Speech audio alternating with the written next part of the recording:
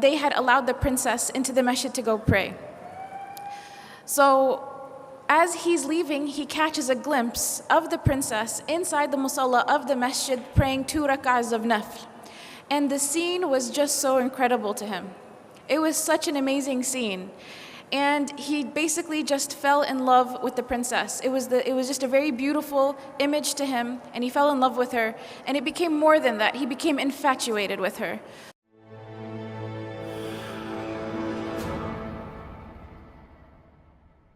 رب اشرح لي صدري ويسر لي أمري واحلل عقدة من لساني يفقهوا قولي. I am supposed to discuss this topic of happiness and how when we let go of certain bad habits, there is a happiness and there's a sweetness in that experience that you really can't compare to other things. And I really feel this particular story I'm going to tell you, it's kind of like a folk tale story. It was actually, my mom told me the story in Farsi. It might be a little hard to translate, but this story really, I think, provides a really nice image of what that can look like. And basically, as the story goes, a long, long time ago, there's a young man who's a construction worker. And he's working on the construction of a masjid, of a big grand mosque. And at the completion of the construction of this masjid, the sultan who ordered the construction of the masjid, he wanted all of the construction workers to leave. And the reason is because his daughter had asked him, this is the princess, the sultan's daughter, she made a special request that after the construction of this big, beautiful, grand masjid is finished, she wanted to be the first one to go into that masjid and pray 2 rak'ahs in the musalla with no one else there. So this was the request of the princess. So as the masjid is finished, the construction workers leave. And this one construction worker, he was falling behind. He was late. And he didn't realize that everyone else had already left. And they had allowed the princess into the masjid to go pray. So as he's leaving, he catches a glimpse of the princess inside the musalla of the masjid praying 2 rak'ahs of nafl. And the scene was just so incredible to him. It was such an amazing scene. And he basically just fell in love with the princess. It was just a very beautiful image to him, and he fell in love with her. And it became more than that. He became infatuated with her. So when he came home, he told his mother about what had happened, and he said, "You have to go to the sultan and ask for the princess's hand in marriage." And the mother said, "I can't do that. You're a construction worker. No one's the sultan's not going to have his daughter marry you." But this construction worker became infatuated. He couldn't work, he couldn't think, he couldn't eat, he couldn't sleep. He was just in a miserable state.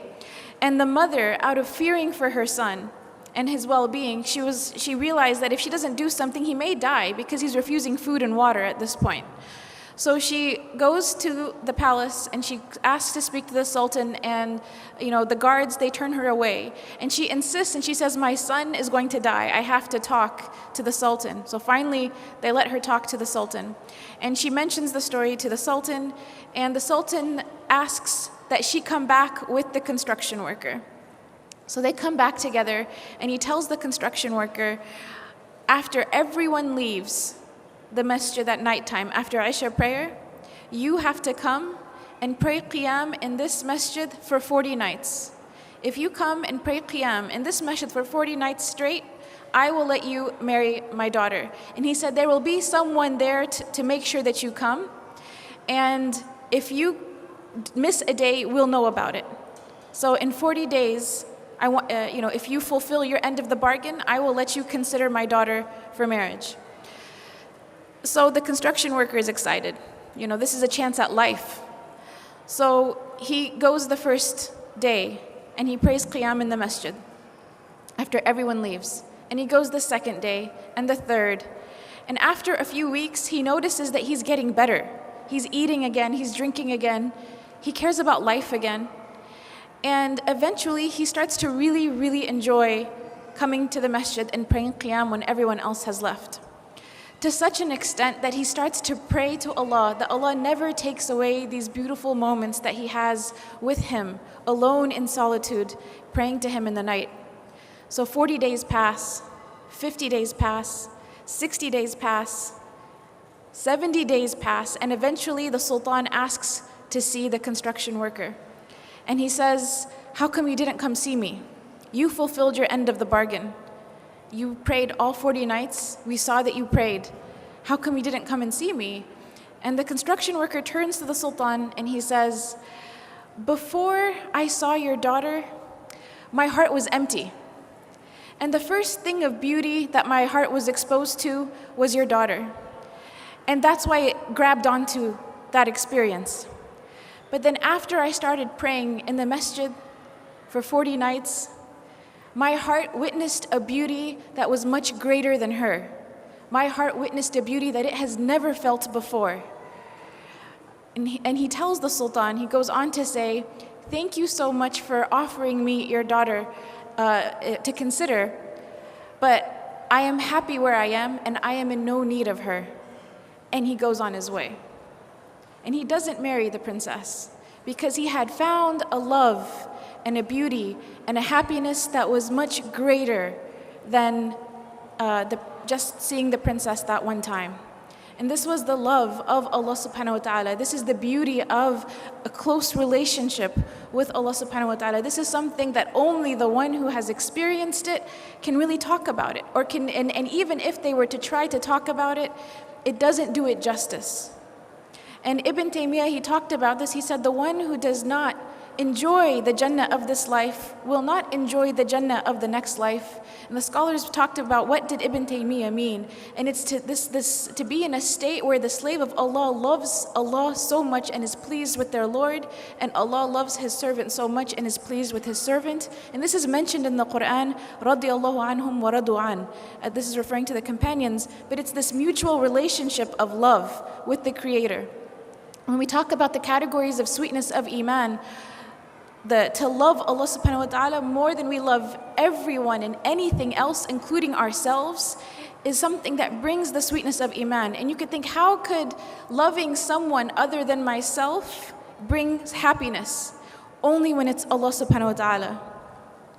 When it's Allah subhanahu wa ta'ala, and only when it's the Prophet Muhammad sallallahu alaihi wasallam, because actually it's to love Allah and His Prophet. So when we want to experience happiness, we have to work on love. We have to grow our love for Allah subhanahu wa ta'ala, and we have to grow our love for the Prophet Muhammad sallallahu alaihi wasallam. And the third category actually of experiencing sweetness of Iman is to love for your brothers and sisters for the sake of Allah subhanahu wa ta'ala. This is something that also brings the sweetness of Iman. So it's all love. And the only thing you hate is what's already hated, which is to be thrown into hellfire. But to really experience this type of sweetness and happiness, it's a path of love. And you can't get on this path of love without some hard work. And so if we go back to the story of this construction worker, it had some components. So it didn't happen overnight. You know, remember that the Sultan, who is wise, he told him you have to do it for 40 days. You have to do it for a certain amount of time. It has to become a habit. It has to become part of your life. And when that happens, then you can let go of either the bad habit or the material attachment. Something else that was really important in the story of the construction worker is his mother. His mother was someone who saw him in such a bad condition, and she was someone who only cared about saving her son. She was interested in his well-being. You need to have people around you that when you are turning away from the path of loving Allah subhanahu wa ta'ala, when you're turning away from the path of true happiness, there is someone who cares more about your happiness than you. You need to have that kind of person in your life that pushes you back or that tries to find a way out for you. As was mentioned earlier, having companions that push you to be better.